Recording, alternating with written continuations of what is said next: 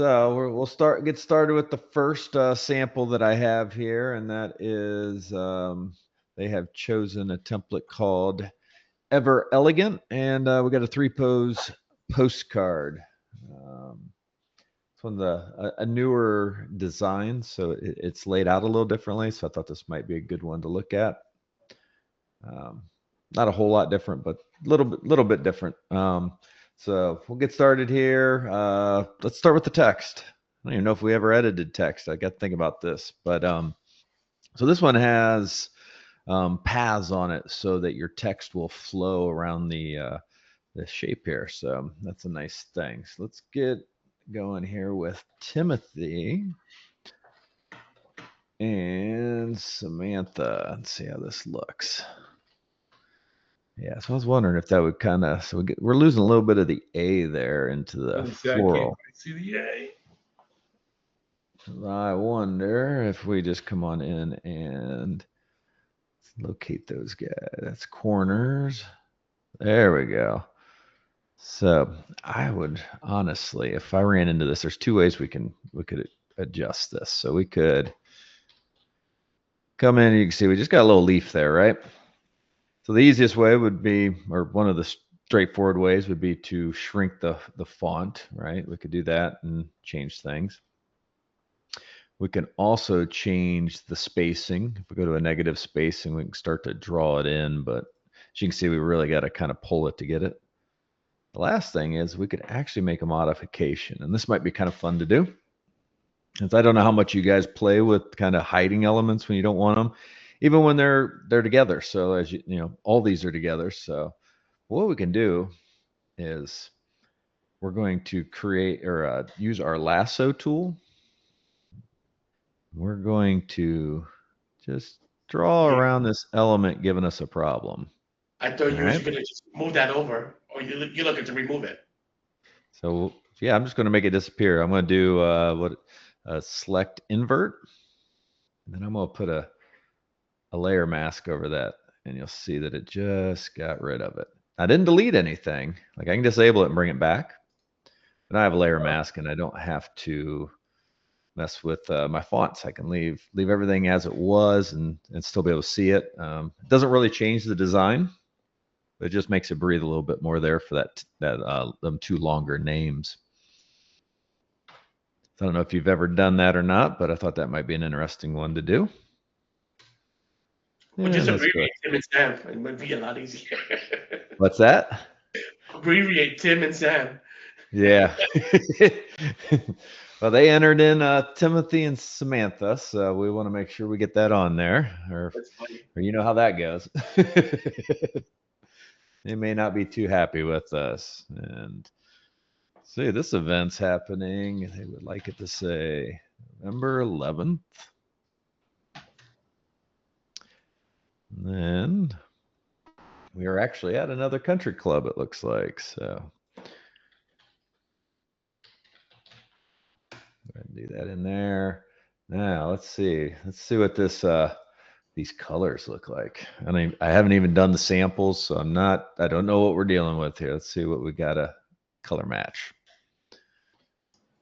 And these templates work with everything, right? Like Curator or Snappic. Like I'm looking at Snappic. Yeah, you can upload them into any of them. Okay. Yep, absolutely. So this is our font selected color. So that's an interesting one. We'll see. This might be a little pastel for my liking, but let's see what we get here. So I'm gonna select. I have a lot of trouble printing the gold or trying to match gold up a lot of times. Yeah, as far as like when somebody gives you a gold color to use, or as far as like if they want gold initiated into their template, I always seem to have trouble finding the right gold that prints well. It'll show up on their digitals well, but printing just not always right. Have you installed which printers are you using? The RX1. Okay. Have you installed DNP's custom ICC color profile? I know I did one of their customs a few years back. Okay. I'll tell you what, go to their Europe website and grab the custom profile from there. Yeah. Don't know why, but it is a different profile, and it does a much better job of true color replication. The US one seems to be a little bit overly saturated, and it seems to really gloss over some colors. So give the European ones a try. Okay. I think it's just dot. I think it's like like the normal like dot UK dot co. But if you search DNP Europe ICC, give those a try and see if those help your prints a little bit. But yeah, so like we talked about in the past, there's just some colors that the printers don't do a good job replicating the contrast in between them. All right, so we're going to use a shortcut. I'm just going to highlight all three of these at once, and then we'll change all of them at once to the color we're getting to use there. And we'll just label that. Let's get the rest of our colors in here. This individual, this should be interesting. They gave us all the colors. So we've got accents, we've got secondary accents, we've got primaries. Ooh, yeah, like I'm a little concerned with what they've provided. It's already looking I don't know about you, but I'm not seeing much contrast between those two colors. Wow. As we know, beige and beige. Yeah, and as we know, the printer is not going to print something that close. No. As we just discussed. No way. Let's see. I do see one thing on their note field. They're not sure if they did the colors right. I'm kind of thinking they did them backwards. How did I get both those selected? Because that to me feels more like the primary, but the way they have specified them, they do have this as the accent. I think the accent's going to almost have to be the color of the text. I just don't see how we can make the other color work. I just really can't even see a difference between the two on my screen. So let's move through, and this one again has a very simple background. So we're going to use the method we've used in the past. We'll set the foreground, and then we're going to hold our Alt key and backspace, and we're just going to do a fill over it instead of using the color adjust. Based on what like this green, I think the I would make the foliage all that green color, right? So let's take our best guess at this here. I'll move this over to the one we're editing. And let's see how we can do with our colorize here. So we know we got to move into the green, and that's kind of a yellow green. And we're going to be lighter on that.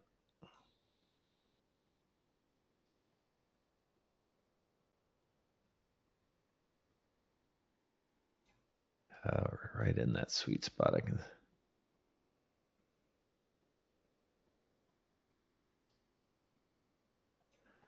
I think we're pretty close there.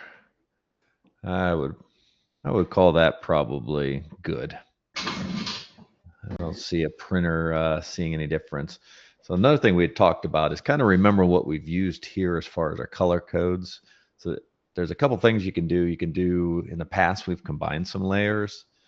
But what I would do in this case is I would just make them match. So 78, 23, 18. So if we go 78, 23, 18, go find which, see, that's these guys. That worked there.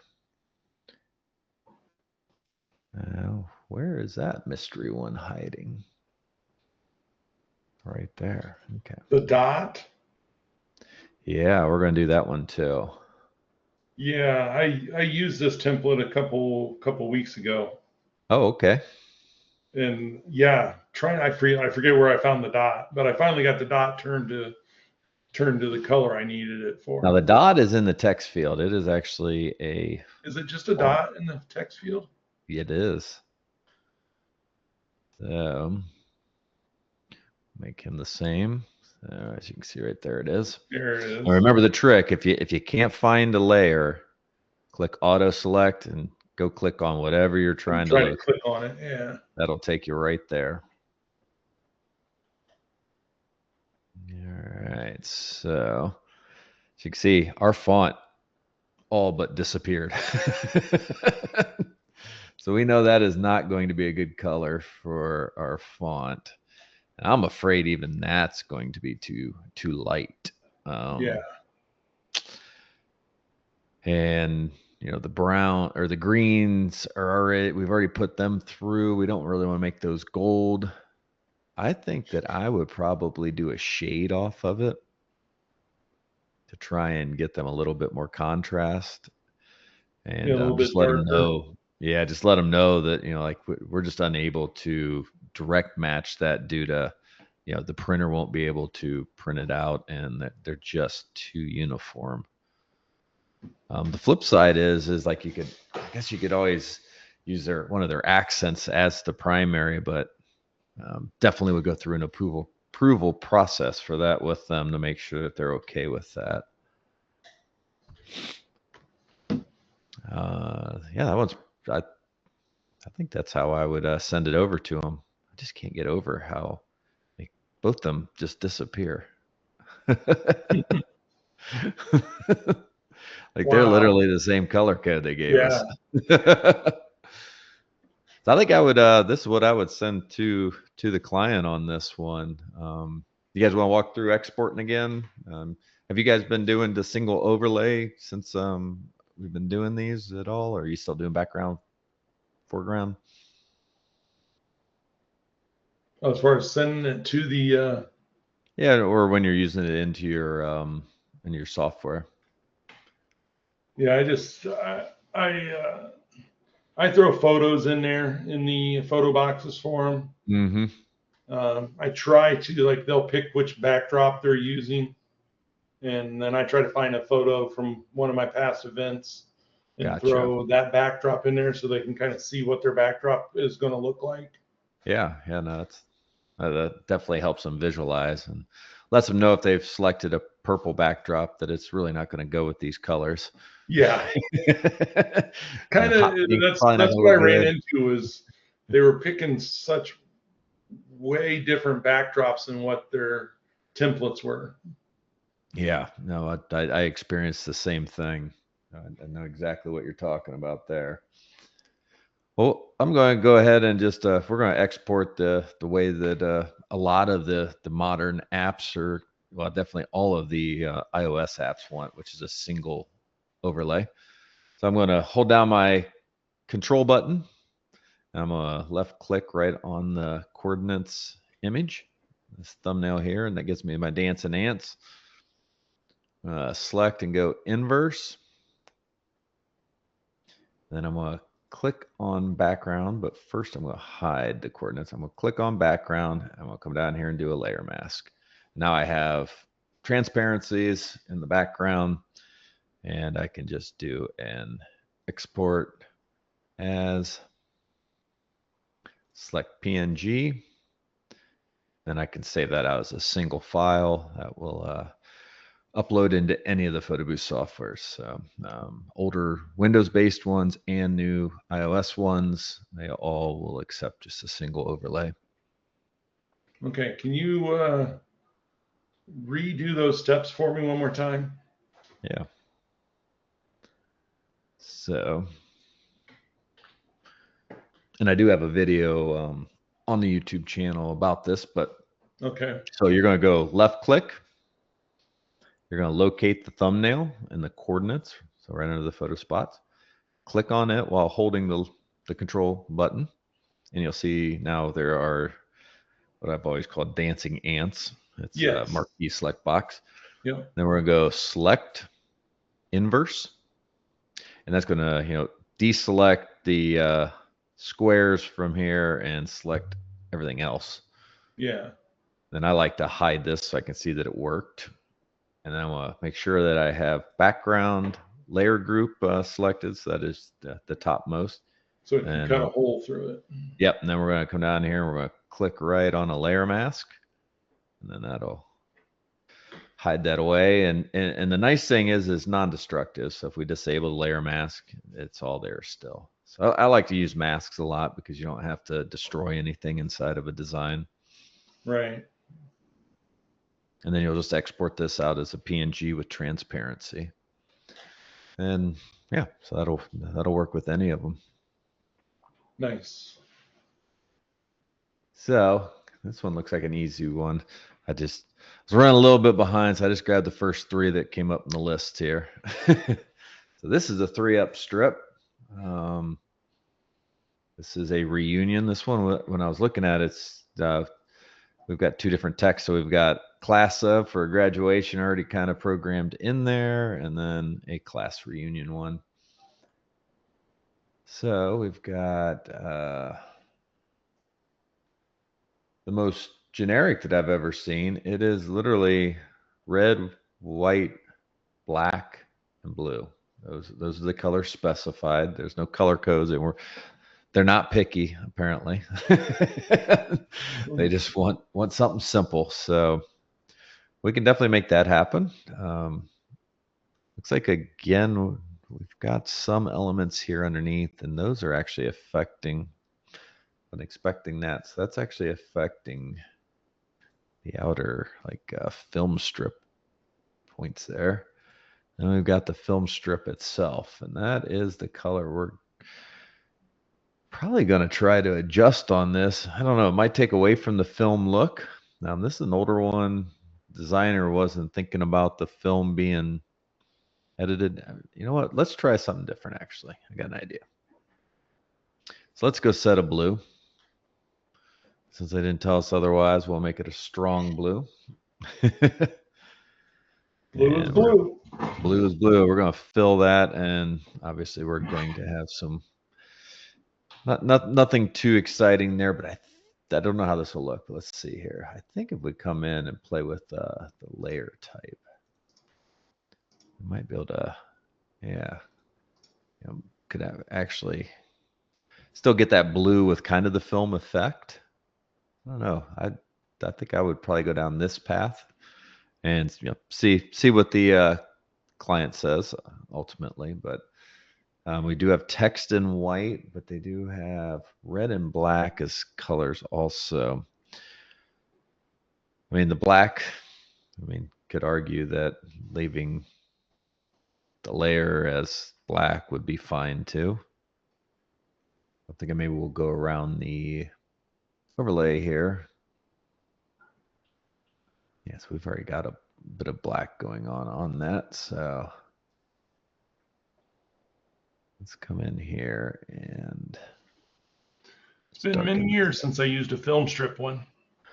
Yeah, no, I hadn't seen them either, so I thought it was kind of interesting that they are still being used. Not even going like a dark gray like that just makes that disappear. So I don't know how much I would actually integrate black into this design. We got red and white. I don't know how red's going to look over this. Let's give that a try.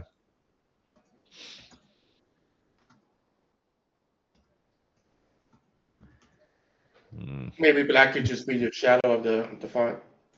What's that? Maybe using black just as a shadow of the font. Yeah, that probably about where that would work. This is the class of 1995. I'm just going to edit one side. Yeah. Let's see what they've got here for.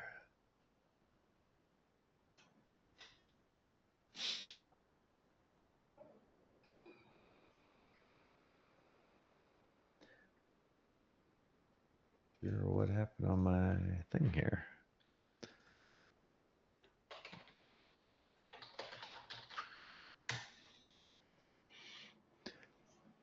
And So that's a little darker. You might think you're going to probably want to make us a strong red on that blue. I don't know. What do you think? White up here or? Let's see, we got class. Let's grab both these at the same time.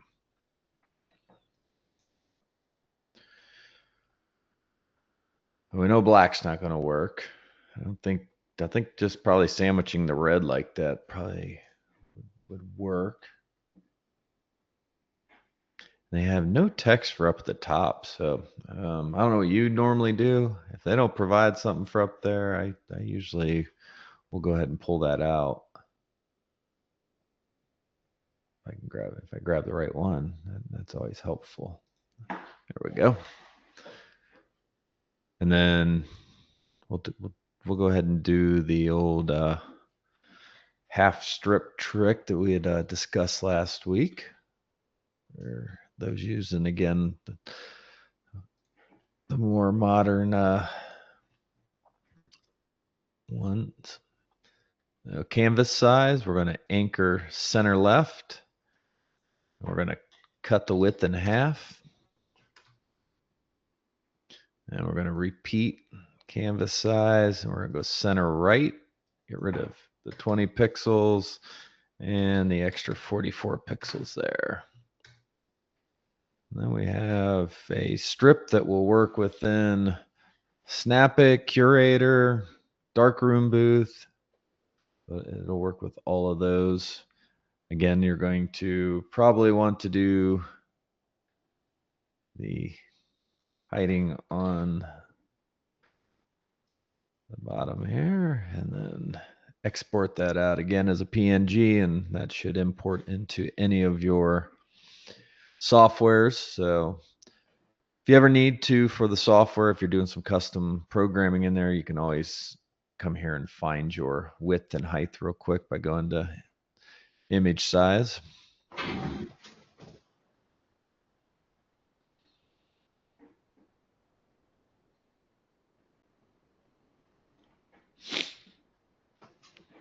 All right, so do we want to do one more? We've got another one here. That's a nice one. Yeah. So this one is called Modern Floral Blooms. And we're going to work in a single strip again. Just it really makes it easier editing in here for these samples. Only half the edits, but I'm just going to go ahead and get it ready right out of the gate.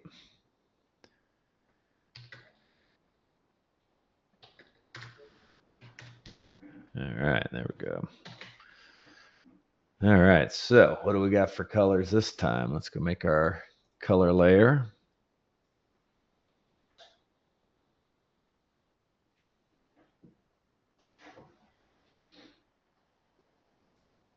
This is going to be a darker color.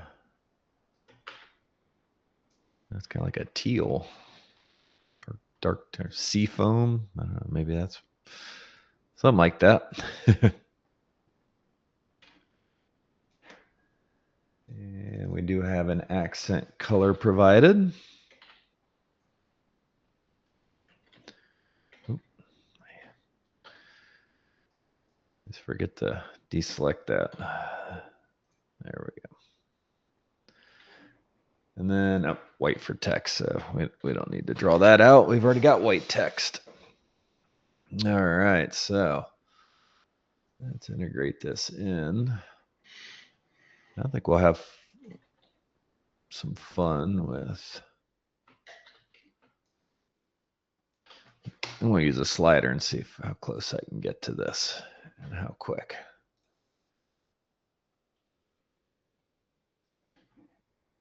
We'll go colorize, move into the greens, turquoises. Yeah.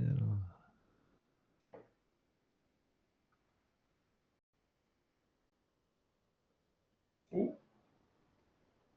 We're close. Yeah, getting close. Right in that neighborhood. There it is. Yeah, it's almost it.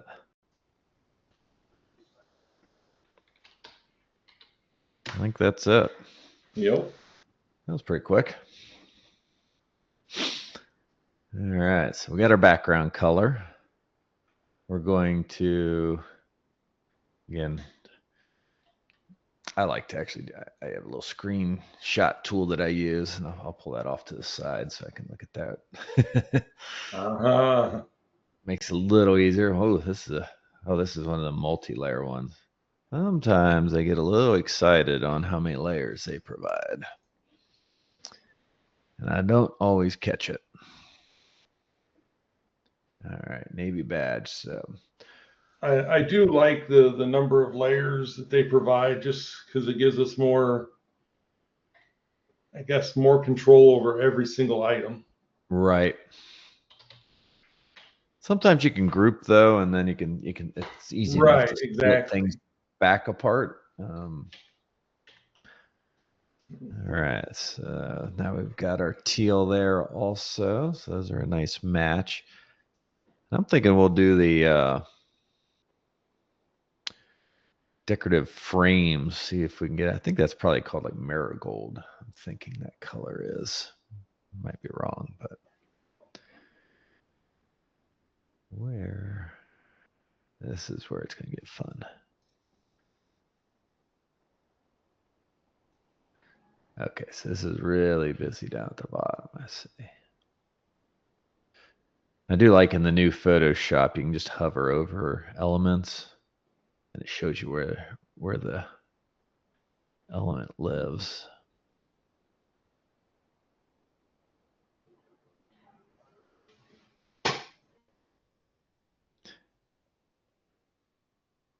We're gonna find them.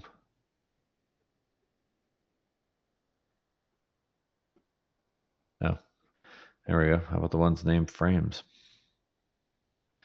So we got a little bit of brightening going on there. Oops. Set there. So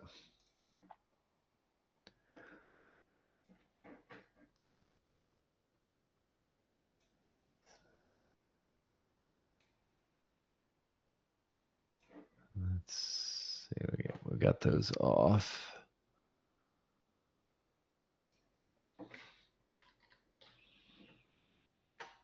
I think this is going to be one of the ones where you're not going to get a perfect match on it, most likely. Definitely get close.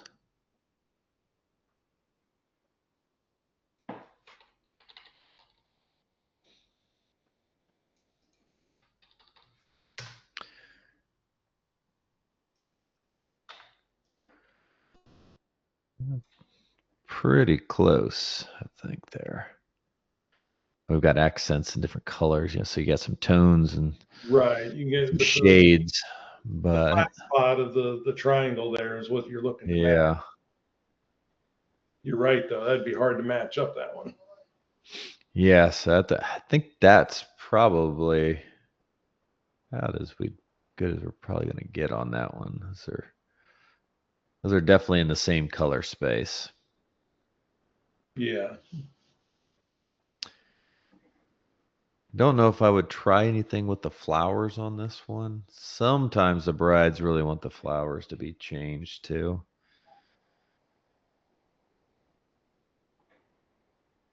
Don't know that I would attempt that, but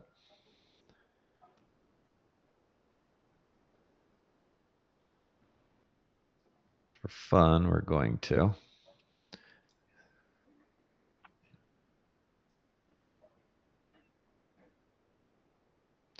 Again, this is one of them ones where you're going to get into the color space, but you're not going to try to completely match it. You just want to see that it looks like it's kind of in that same color area.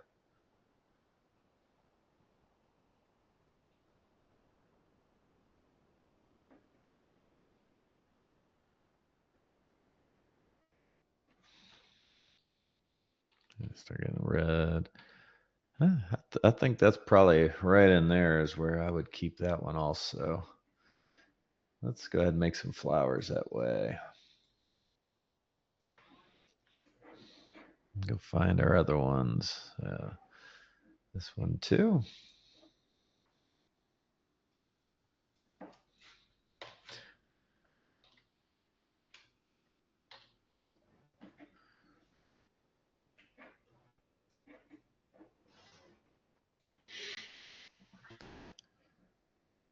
What softwares are you guys using these days? I am with Darkroom. Darkroom. Okay. Yeah, I was trying Yeah, to so remember. far I'm working with DSLR booth and possibly Snappic. I've used Okay. Curator once. Okay. Awesome. So that definitely gets orangey for them. Yeah, it does look a little orange. For me, probably a little too much. I think I would send them the pink first, like the regular flowers, and yeah, That's why I was let like, that, either the pink can be a white, but yeah, I wouldn't change the flowers much. yeah. I think I would leave the accents personally, but we were able to change the colors if needed. Make it that fairly easy on those. Yeah, then we had this one was close. This is an Alyssa. Okay, so this will be a good one. So you can see I started out typing all lowercase. I like it whenever the designer shows uppercase that they actually click on the uppercase here. So it doesn't matter what you type in. So if you run into that, you can Oh, quickly change that. So Daniel's the same way. So we'll do that. And this is a Daryl. They were pretty close.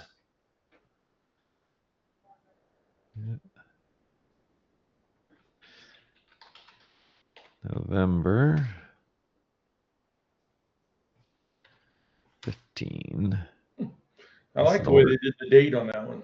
Yeah, I do too.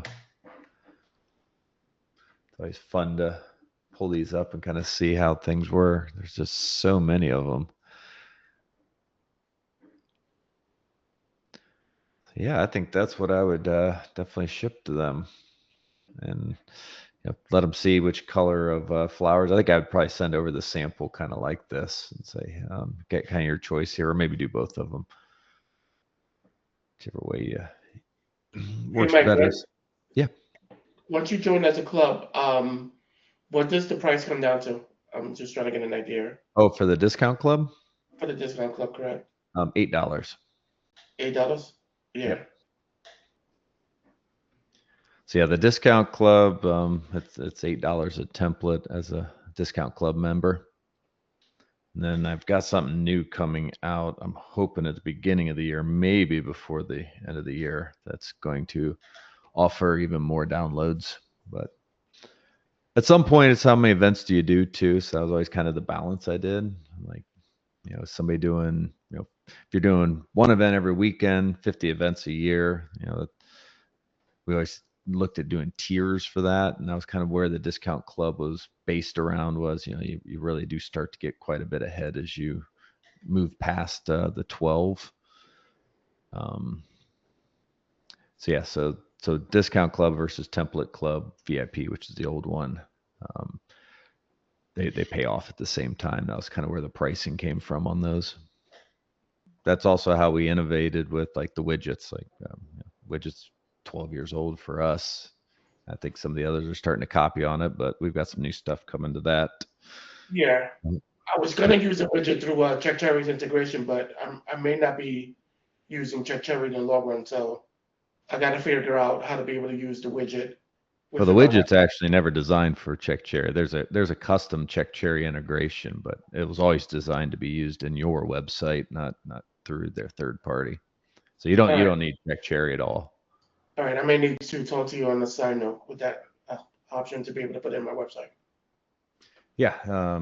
You just want to go to the widget site. We have you logged in over here before? Yeah, I think I've looked at it. I just got to figure out how to get my web developer to add that in there. Oh, I see. I mean, the other thing, yeah. authenticate here. So if you come over, when you're coming here, you can actually send a client directly to this. This is your custom link. So that's another way that you can also do it. So if you send them this URL through an email. Right. So if I just copy that and put that. Yep. In the You can email. do that also, and that allows you to manage it outside of it. You don't have to do any integration. Otherwise, you just come over here and use whichever one makes sense for you.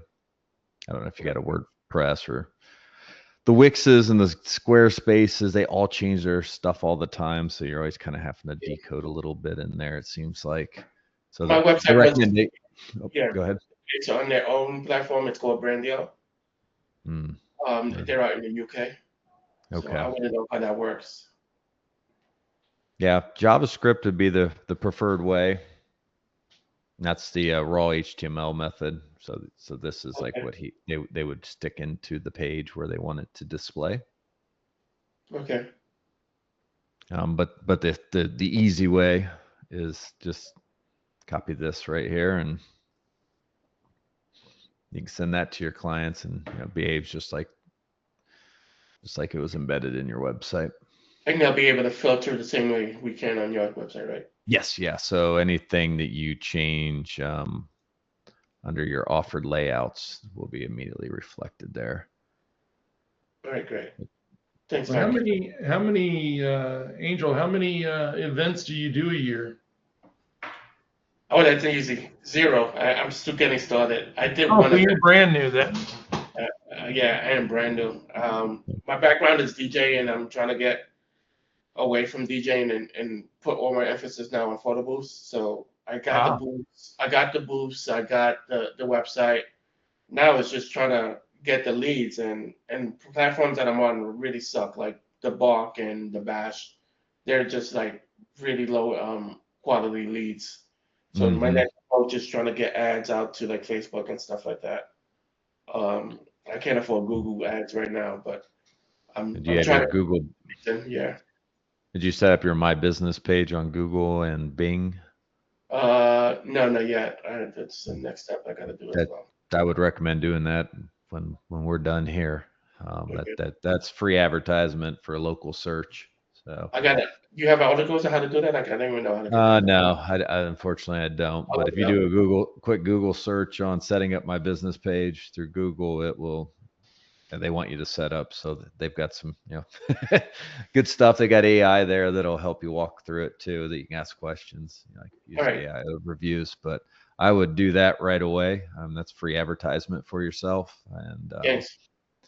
and you'll show up like when once you authenticate. Like, I'm not sure how they do it today, but they used to send a postcard to you with like a code and then to verify the address. Okay. I'm not sure what they're doing today. It may be the same thing. But once you're verified on there, then you start showing up when somebody says, like photo booth rental, and their location's turned on. Well, you'll show up in that list right there. That's free and easy, and just definitely something to take advantage of. And then network, same way you did with your DJ. Yeah. I'm sure many other DJs in your area, and absolutely. Sure some of them don't do photo booths, I'm sure. So yeah, I would say I would get on with them and see if you can do some work with them, so you can just get your name out there. Gotcha. Yeah, I'm waiting. I'm hoping that you come up with something that eliminate a lot of this work for me, so that you can offer that I could just pay for you guys to just do for the editing. For the editing, yeah, because that would take one thing off my plate. Yeah, I mean, we can definitely help with editing. You can see it moves along pretty quickly.